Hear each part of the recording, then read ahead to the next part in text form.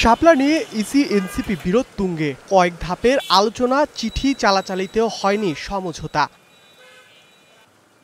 সবশেষ ইসিতে গিয়ে দাবি আদায় না হলে আন্দোলনের হুঁশিয়ারিও দেন এনসিপি নেতারা। প্রতীক প্রশ্নে যদি না দিতে চান সেটাতে আপনার ব্যাখ্যা কি? 2 ঘন্টা ওনারা নিশ্চুপ ছিলেন।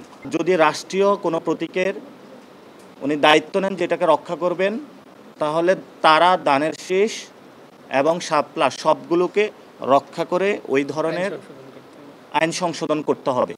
তবে তাতেও কাজের কাজ কিছুই হয়নি। মঙ্গলবার এক ব্রিফিংয়ে সিনিয়র সচিব আক্তার আহমেদ জানান, নতুন প্রতীক তালিকাভুক্তির প্রয়োজন বোধ করছেন না তারা। 19 অক্টোবরের মধ্যে এনসিপি প্রতীক না বাঁচলে কমিশনই দেবে বরাদ্দ। শাপলার বিষয়ে নির্বাচন কমিশনের অবস্থান একই, যেহেতু নির্বাচন পরিচালনা বিধিমালায় এটা নাই, অর্থাৎ দেওয়ার সুযোগ নাই।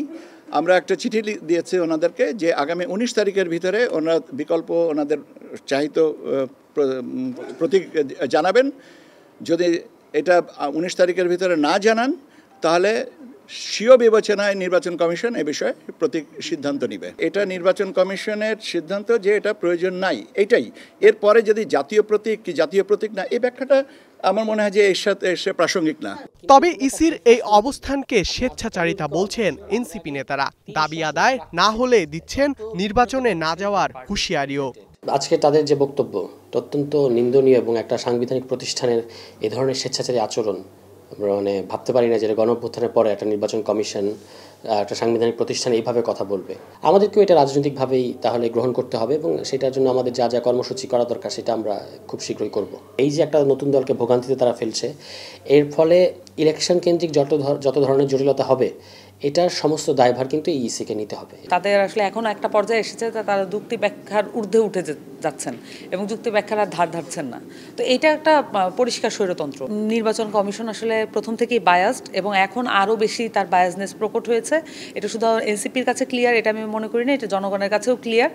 সো এনসিপি শাপলা প্রতীক যদি না হয়, তাহলে যদি তাদেরকে বঞ্চিত করা হয় এখান থেকে, এই ক্ষেত্রে যদি স্বৈরতন্ত্রের ভূমিকা আমরা দেখি, তাহলে অবশ্যই আমরা এই নির্বাচন অংশগ্রহণ করব না। প্রতীকের দাবি গণতান্ত্রিকভাবে পুরো না হলে বিষয়টিকে রাজনৈতিকভাবে মোকাবেলা করবে বলে আবারও সতর্ক করছে জাতীয় নাগরিক পার্টি। ধ্রুব ইকরামুল, স্টার নিউজ, ঢাকা।